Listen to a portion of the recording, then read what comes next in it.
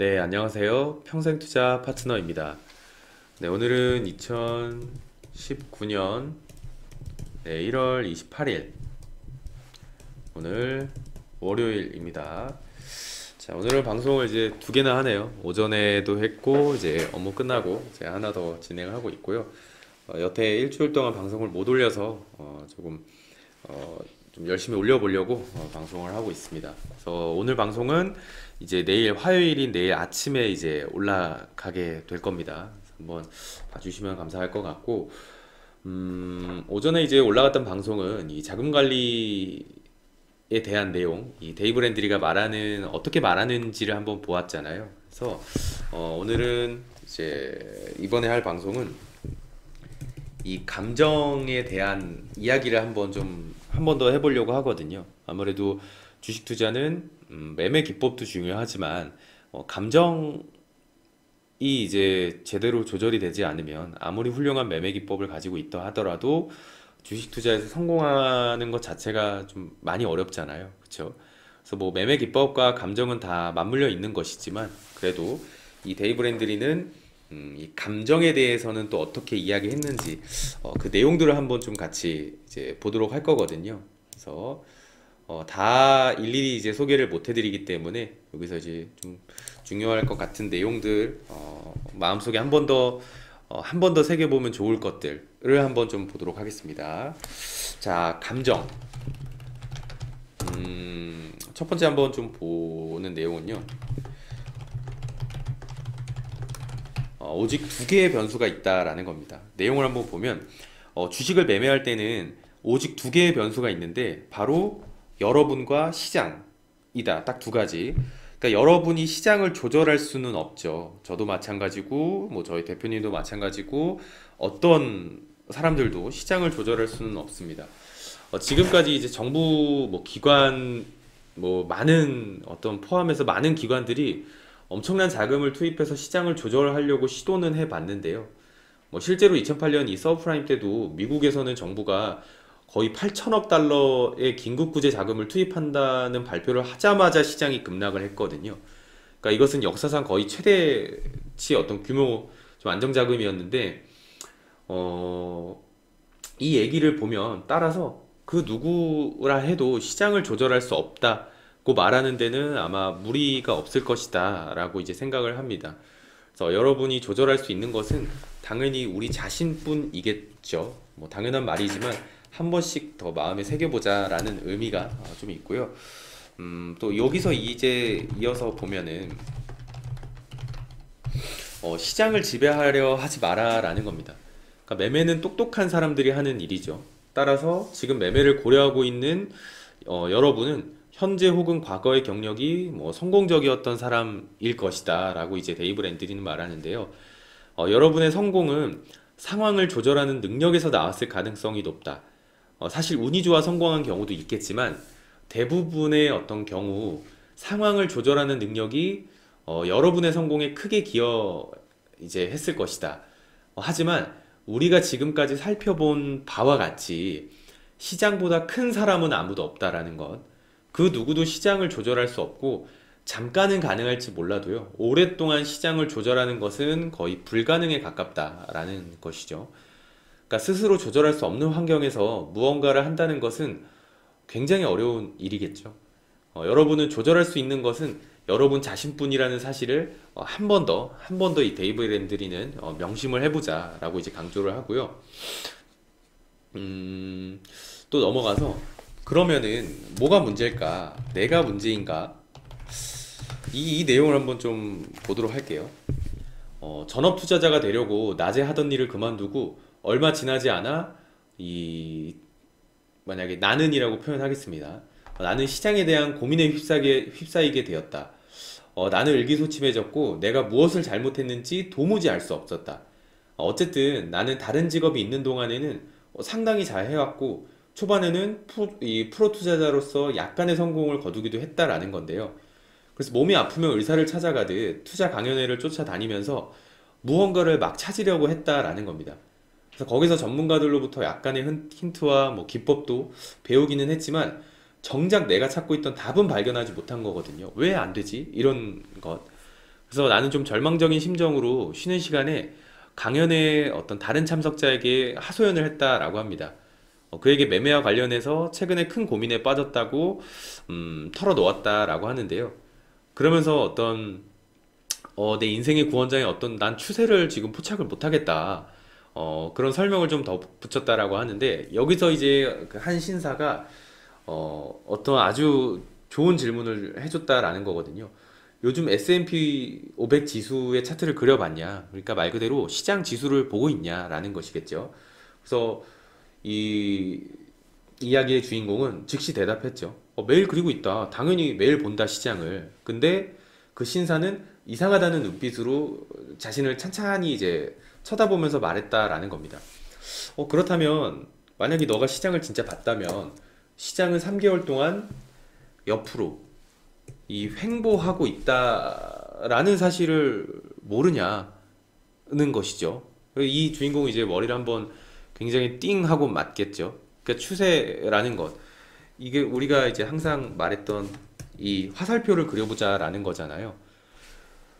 아무리 이 횡보하는 시장에서 아무리 바락해봤자 주가가 올라가다가 힘이 빠지고 올라가다가 힘이 빠지고 하는 거잖아요. 근데 시장에는 이미 시장은 이미 답을 해줬는데 답이 없는 것처럼 이 시장을 이제 보지 않았던 거죠. 본다고는 했지만 이 횡보장에서 무언가를 억지로 하려고 했다라는 것.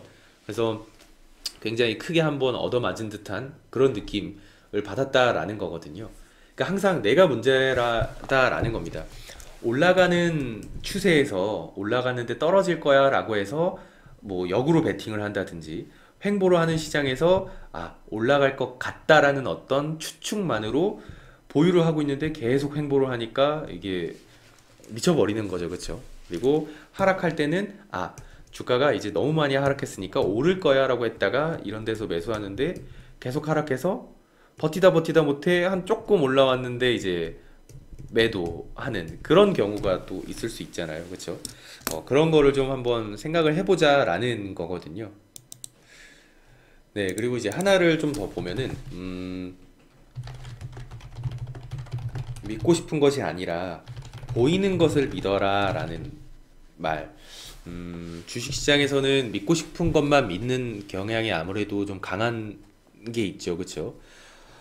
내용을 보면 이 성공한 사람들은 매사에 긍정적인 측면을 봅니다. 그들은 모든 일들의 어떤 좋은 측면만 본다. 하지만 그런 특성은 이 매매를 직업으로 삼으려는 사람에게는 해로운 것이다. 일반적인 일에서는 좋을 수는 있는데요. 그쵸?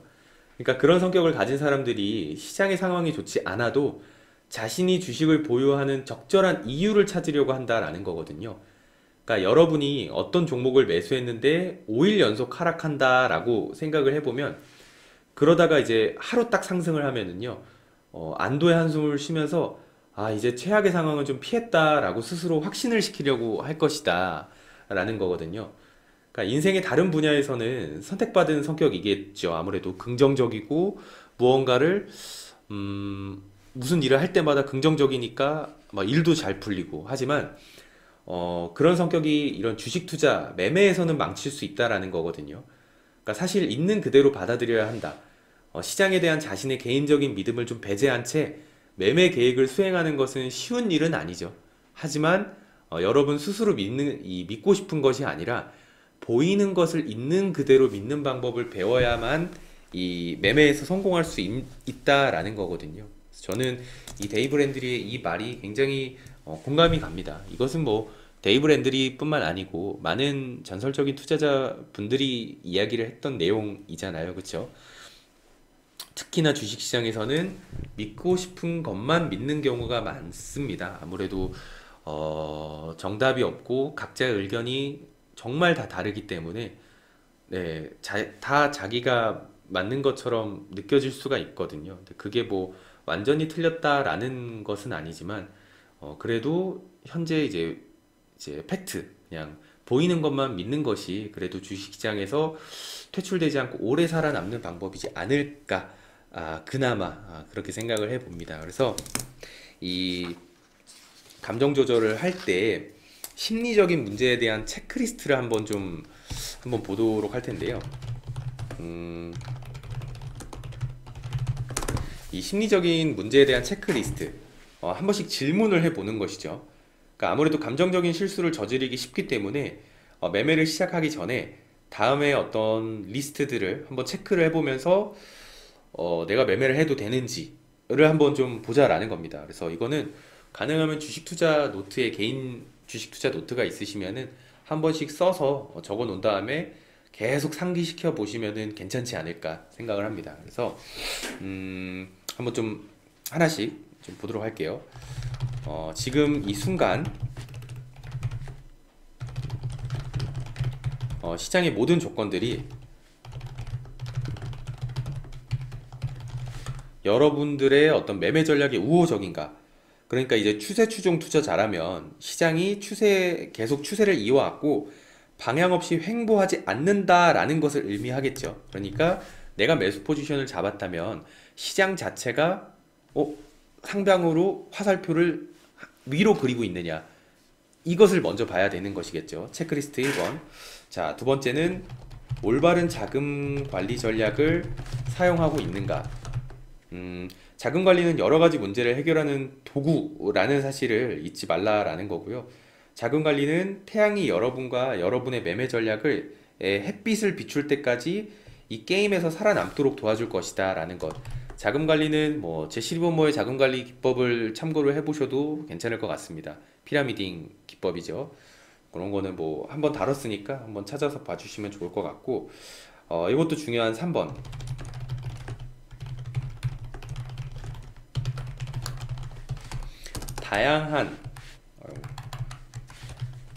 다양한 시장의 조건들을 직접 경험해 보았는가. 굉장히 중요한 것 같습니다. 그러니까 여러분이 경험한 것이 이 올라가는 대세 상승장 뿐이라면은 여러분은 하락장이 어떤 것인지 절대 알지 못할 것이다. 우리는 모두 인간이기 때문에 천성적으로 주변 여건이 좋은 쪽으로 돌아가면 흥분하게 되고, 그렇지 않을 경우에는 실망감을 느끼게 되겠죠. 시장의 조건들은 언제든 변할 수 있다라는 사실을 알면은 이런 감정들을 아마 누그러뜨릴 수 있을 겁니다. 특히 이 박스피, 10년 동안의 박스피와 2017년도의 대세 상승장, 그리고 2018년도의 대세 하락장을 모두 경험하셨던 분들이라면 시장이 정말 무섭구나, 언제 어떻게 바뀔지 모르는구나를 느낄 수 있으시겠지만, 2017년도에 아주 행복했던 대세 상승장만 경험하셨던 분들은 2018년도는 아주 엄청나게 끔찍한 1년이 됐을 수 있거든요. 그래서 다양한 시장들을 이제 경험해 보았는가 또 굉장히 중요합니다. 그렇죠? 그래서 빠르게 하나씩 쭉 넘어가면, 자신의 매매 전략을 잘 이해하고 있는가.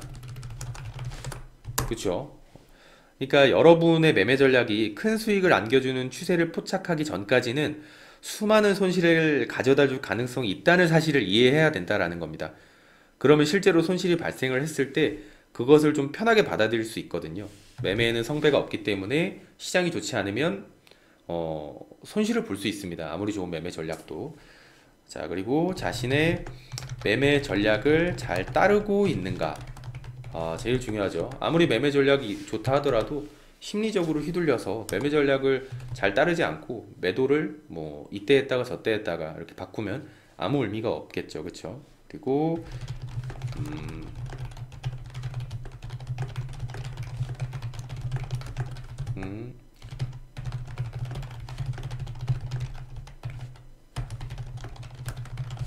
네, 시장에 너무 빨리 진입하거나 한 번의 작은 손실에서 너무 빨리 청산하는 식으로 시장을 앞지르려 하지 않았는가. 내가 정한 기준을 이탈하지도 않았는데도 그냥 지레 겁먹고 매도를 해버린 거나, 그쵸? 아니면 시장에서 아직 상방으로 고개를 틀지 않았는데도 바닥이라고 이제 짐작해서 매매를 하거나 그러진 않았는가 한번 점검을 해볼 필요가 있다라는 것이고요. 자, 그리고 도대체 매매 계획이라는 것을 갖고 있기는 한가. 아주 직설적이죠. 자, 그리고 8번. 최선을 다해서 매매하고 결과를 기다리고 있는가. 자신만의 원칙들, 어떤 시장의 분석들을 다 분석을 잘 하고 그 결과를 인내심을 갖고 기다리고 있느냐 있는 겁니다. 아니면 뇌동매매를 통해서 그냥 뭐 마냥 기다린다거나 뭐 그러진 않는가를 한번 보자라는 거고요. 그리고 인생에 큰 사건이 있을 때도 이것도 굉장히 중요한 것 같아요. 아무래도 특히나 그런 것이죠. 나는 1년 뒤에 이 돈으로 난 집을 살 건데 어, 이 주식으로 1년 만에 큰 돈을 이렇게 해가지고 대출 안 받고 난 집을 살 거야. 아니면 주식으로 좀 더 불려서 조금 더 큰 집을 사고 싶어 라는 것들 굉장히 큰 인생의 사건이 될 수도 있는 것이거든요. 그렇죠? 그리고 아니면 심리적으로 굉장히 불안정한 사건이 있는데 주식을 하지 않는지 그런 것도 한번 돌아볼 필요는 있다라는 것이죠. 그리고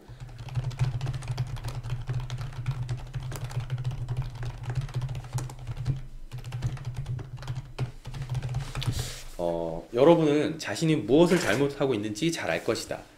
그것이 무엇인가를 한번 체크해 보자라는 겁니다. 아마 다들 알고 계실 거예요.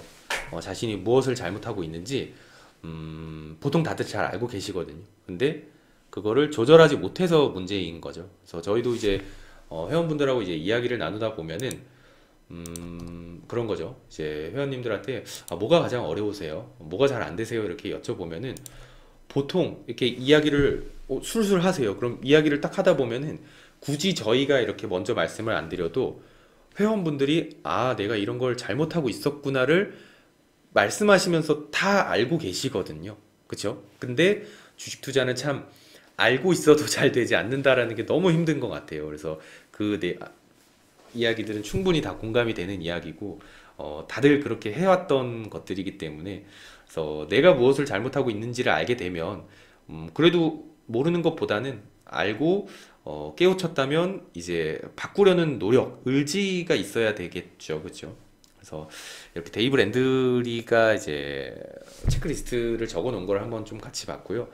이런 것들은 그냥 자신만의 이 주식 투자 노트에 한 번씩 적어가지고 심리가 좀 불안정할 때 아니면 내가 잘못하고 있나? 라는 생각이 들 때 한 번씩 체크를 해보면서 마음을 다잡을 필요가 있다라고 생각을 합니다. 그래서 저는 화려한 매매 기법도 중요하지만 이런 심리적인 아주 기본적인 내용도 중요하다고 보거든요. 그래서 한번 오늘은 감정에 대해서 한번 이야기를 다뤄봤습니다. 자, 오늘 하루도 고생 많으셨고, 이거는 뭐 내일 아침 올라가니까 그러면은 뭐 고생 많으셨다는 이야기보다는 오늘 하루도 화이팅 네, 하시기를 바라겠습니다. 자, 감사합니다.